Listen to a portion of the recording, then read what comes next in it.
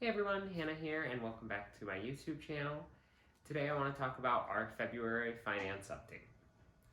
January was a weird month for us since we were finishing paying off our yearly car insurance premium, and so unfortunately we didn't get to put as much into investing and in other categories for the rest of the year as much as we wanted to.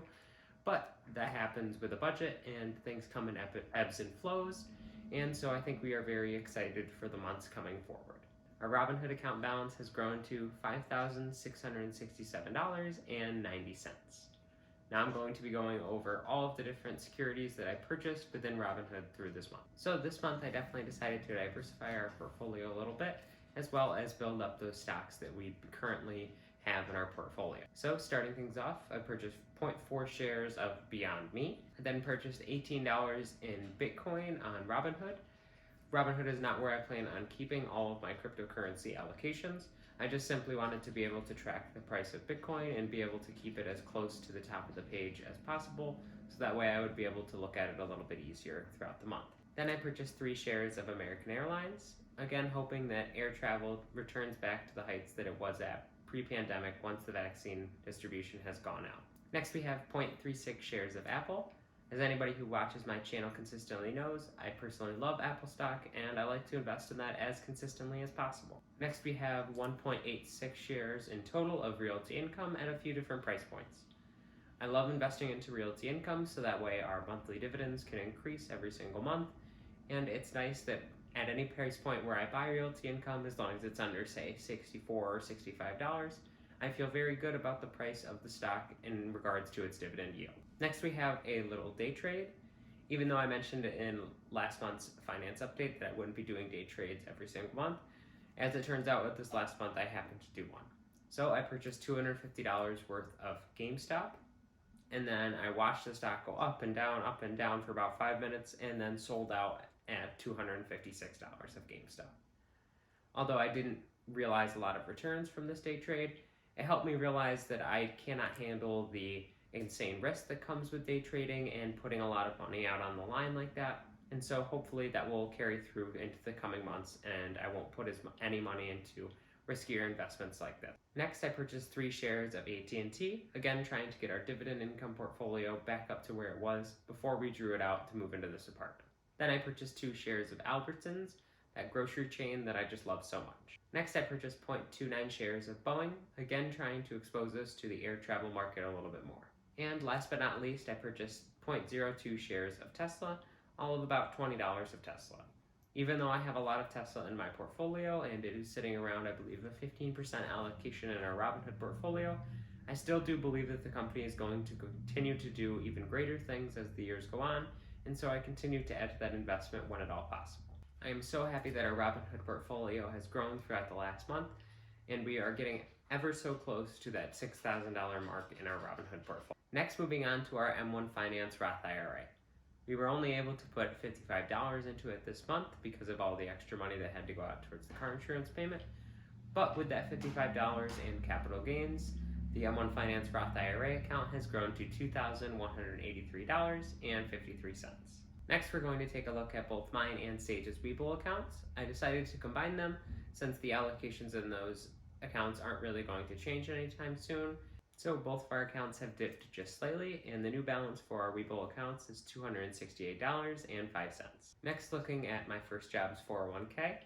Again, not a lot of money has gone into that, especially since I took a couple weeks off because we were off for the holiday break. But that account has still grown a little bit. This account has grown to $1,481.01. Next, we're going to be looking at my second job's 401k. Again, not much money was put into it over the last month, but a little bit of capital gains has come in there to allow the account to grow just a little bit over the last month. This account has grown to $1,795.68. And lastly, we are looking at our Coinbase account. This is the account where we are going to be holding all of our cryptocurrency withholdings and trying to maintain a small but consistent portion of our portfolio put into those cryptocurrencies. This month we invested $90 into Coinbase, and our account was worth $111.11. This brings the total for all of our investment accounts, including that new Coinbase account, up to $11,507.28. It's crazy to me that just last month I was overly excited about the $10,000 that we had between all of our investment accounts and now has grown to $11,000. I really hope that by the end of the year we can get to at least 15, but the stretch goal for this year is to be up to $20,000 invested between all of our different accounts. Next, we are going to switch over to YNAB and review our budget for the last month. Hey everyone, and welcome over to the YNAB portion of this video where we will be going over our budget and expense reports for the month. So starting off here with the car payment and car insurance. Pretty standard car payment amount went into the budgeted, but we actually ended up making 2 payments since we had a little bit left over from the month beforehand. Then looking at car insurance, we have the final big block of our car insurance payment. So now that that is entirely done, we can focus more on the car payment again. But we really enjoy paying that yearly payment off all in one go, so that way we can A, get the discount, which is always nice, but also so that way we can prioritize other things throughout the year and we don't have to worry so much about the car insurance every single month in that larger amount. Then moving on to our retirement investment accounts. As aforementioned, we only put in the $55 into the Roth IRA just because we didn't have a lot of cash flow this month to go towards anything because of that $1,254 that went into the car insurance category. Then crypto investments, that's that new category I talked about earlier. That's that $90 that we put into it. Then we have the house investment category. Managed to throw $395 into Robinhood this month, even with the car insurance big payment coming through. So that makes me feel very good that we were able to add almost $400 into Robinhood within the last month, and we were still able to get all of the things done that we needed to do.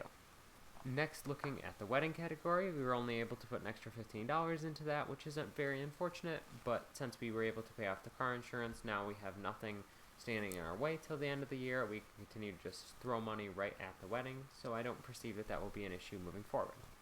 Then looking at housing expenses, standard rent, and then the electricity, ended up putting about $65 in because the original first payment was $50. I do assume that it will be a bit more expensive than $50 moving forward, but that was the initial estimate payment.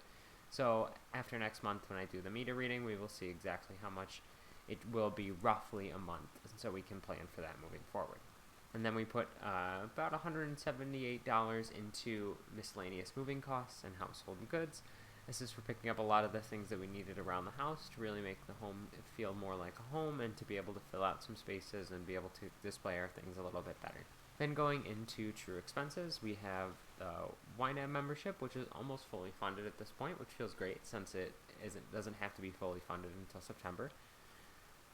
We paid for a P.O. box in town here, so that comes out every January, so we paid the initial payment for that, and then every month after this month we will be adding a little bit in so it doesn't all come out at once. Then we budgeted forward for my taxes, the extra $20, so that way we could bring it up to $100, which I believe is the amount that H&R Block charges for my taxes, since my taxes are really fairly easy. Although I am considering doing the taxes on my own, I do think I'm going to start doing a little bit of it on my own and see how I feel about it, because it would be nice to save that $100, but at the same time I may end up just going with a tax professional just because of the headache of all the different investment accounts and things that I opened this month, and I might need to learn a little bit about how to adequately put those into the tax form and the tax program. Then phone bill, internet, all things pretty normal here. Pet food and litter, we were able to build that up a little bit more. Pet miscellaneous, we have a new category for that. For miscellaneous things, if we decide, oh, we want to get a toy or a treat or something, we don't have to feel guilty about borrowing it from another part of the pet budget. Then we look at groceries, and we budgeted $346 and spent $382. That's really pretty good in my book, considering that we were moving into this new apartment and we had a lot of things that we needed to buy in terms of like pantry staples and things. I consider $346 budgeted out very good. And honestly, I'm happy if we end up spending somewhere around $400 every month. $100 a week on groceries isn't that crazy for the amount of money that we do make. And even though we definitely could do a cheaper amount of groceries every week, I do think that having that higher grocery budget has been a correlation with the lower eating out budget. And I think if we looked at an expense report for that, we would see that as the grocery budget goes up, the eating out budget goes down. So I think that that's been really beneficial for us. And miscellaneous work-related expenses, a little bit into clothing, and a little bit more into gifts, so that way we can have the ability to buy things when we feel like we see something that somebody might like for the holidays or their birthday for the next year. And as you can see, we've definitely already been doing that. Then we put $100 into donations. This was something that Sage wanted to do with our stimulus check, was to be able to donate at least $100 out of it. And I thought that was a great idea. So she took the first $50 and donated that to a local foundation in town. And then I took $6 and used that to buy a knitting pattern that she found that was going towards somebody's surgeries that they needed. And so that made us feel really good that we were able to put that money towards people who need it. And we still have $44 left to be able to decide to put it wherever we find a good cause that is worthy of that $44. Then moving on into auto maintenance. Budgeted out $82 for gas, spent about $100. That sounds about right, and especially considering the fact that I wasn't working for the first week and a half, 2 weeks of the month, so I didn't have as much gas go through. And we were able to put a little bit more into auto repair and finally start building that up. Inspection is built up now to the full amount that it needs to be. And we put some into tire switchover, car wash, those things. So it feels good that we are building these categories out in the auto maintenance category, because we have $270 available in there, and typically I wouldn't have more than maybe $50 in an auto repair category. So that change in our mindset has really made me personally feel good about our budget. Then moving down into health, we ended up borrowing against some of these categories here for some other things, including that car insurance bill, but overall we ended up doing not too bad. Then looking at our credit card payments, everything's staying pretty much the same here. And then the reserve, we spent $200 on that this month. That ended up being due to the car insurance payment. We had put that onto the Discover card and said, oh, well, we'll just pay it off in 30 days. And then within those 30 days, extra transactions came through that we completely did not budget for. So I figured about $200 was about what that cost. So I figured I'd just throw it into reserve. That way we could adequately see the amount for the car insurance. And even though it stinks to have it not itemized out, I don't feel like it's that big of a deal since it doesn't happen very often for our budget. Then moving on to subscriptions, I ended up getting ESPN Plus in order to watch a UFC fight that I was really interested in, and I do believe that it's not going to actually be $60 in January. I believe it's going to be somewhere around $40, and so that's going to be a little bit nicer. But even though we have increased our subscriptions a little bit, I do think that we still keep it fairly tame, and I do think that all of these different subscriptions serve a different purpose for us. And I think that they are something that we want to keep moving forward and enrich our lives so much that it's worth the $74 a month that we put into it this month. But it's honestly more around $40 to $50 a month, which I think our subscriptions are worth that to us. Then moving into the Wish Farm, we borrowed against the Wish Farm a lot last month, so we were only able to put $10 more into the linen dress. Then going into the But I Want It category, I ended up just factoring in the UFC fight as $30, even though it wasn't exactly how it worked out, because I paid $90 for ESPN Plus for an annual subscription and for a UFC pay-per-view, so I wasn't entirely sure how to budget that out. But now there's a new category on there, so if there is a fight that I particularly want to watch live, I can budget out for that. And if we look at the But I Want It category in total here, we spent $318.63. And even though that is a lot of money to be spending on things that we want and don't need, I don't think it's that bad compared to what December's was. And December's But I Want It category, we spent $840.65. So I think in the grand scheme of things, $318.63 is chump change compared to how much we budgeted out in that category group last month. About $40 into energy drinks to help build some energy drinks moving forward for the next few months for work, and $163 into eating out. Now this we are very proud of, because if we go back and look at the December eating out category, we budgeted out $185, and on the January category we budgeted out $163. $100 of that actually was sushi that we had the very last day of the month. So that felt very good that we were able to budget forward so much that we were able to save that money in the eating out category and have sushi when we absolutely wanted it and not feel like we had to eat out all the time. And I think that we have changed our habits about that a lot, and that's part of the goal section at the end of this video, is working to get this eating out category even further down. Then we spent $20 on Pokemon Go, and I spent $90 on beer. This was mostly due to a local gas station actually near us that lost their liquor license because they're waiting on the state to renew it. And so they had a closeout sale on all the beer in the store. So I loaded up as much as I could and spent $40 there, and then a bottle of liquor at the liquor store. Then we have $135 to gaming, and that does it for the But I Want It category for January. Then looking into savings, this part really hurts, but we did have to borrow out $660 out of our emergency fund in order to fund that car insurance payment. And as much as it stinks that we had to do that, we wanted to get it off of the Discover card before it actually generated and before it actually moved on to the next month forward. We wouldn't have been paying interest anyway since it is a 0% card for the intro APR, but we didn't want to have it hanging over our heads, so we figured we should just move the money out of the emergency fund and build that back up over the coming months. So now moving into the net worth section of the video. This is always my favorite part to watch. As you can see, our debt has gone down quite a bit. That has been mostly due to paying off credit cards more steadily rather than waiting a couple weeks to pay them off, paying them off as soon as they are able to be paid for that current amount that is on there. And our assets have gone back up finally because they did have that small dip there. And I think our graph is honestly starting to look pretty impressive. I mean, comparing our September graph all the way to our January graph, it is a night and day difference. I mean, we have $6,421 in debts and $14,000 in assets. That means that our assets are more than double of our debts, so I'm very happy about that fact, and I can't wait to get to the day where we don't have any debts on that line and it is just straight assets. So next, looking at our spending totals for the month, we have the biggest chunk there, which is obviously that car payment and car insurance, and then moving on to the housing expenses, $1,218 through there, and that is mostly rent with a little bit of miscellaneous moving costs and things like that. Our true expenses were at $759, a lot of that being grocery store, but then our monthly memberships and the yearly P.O. Box membership thrown in there as well. $490 in But I Want It came through, but remember we only budgeted out the $300, so some of that was from the month before. $180 in total for eating out for the month, $135 in gaming, and just curious, the $135 in gaming, that was the headset that I got for my Xbox, so that explains it.